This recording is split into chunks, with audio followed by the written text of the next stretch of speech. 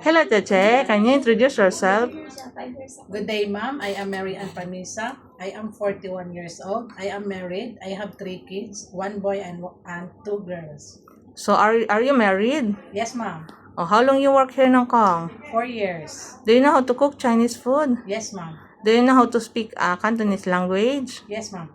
Really? Do you know how to speak? I know a little. Okay. And I can understand and I can speak a little also. Okay, so are you willing to take care of kids, other elderly and pet? Yes, ma'am.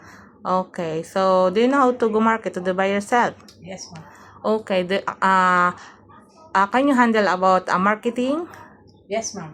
Okay, so do you have tattoo? No. Do you have surgery No. Yes, ma'am. I have a surgery for cesarean. when you give birth, right? Yes, ma'am. Okay, so do you have a diabetics or high blood? No, ma'am. Okay. Do you have any experience in other country? No, ma'am.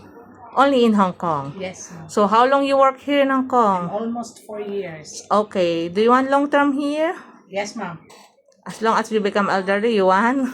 As long as I'm healthy. Oh, Cheche, thank you so much. Yes, ma'am.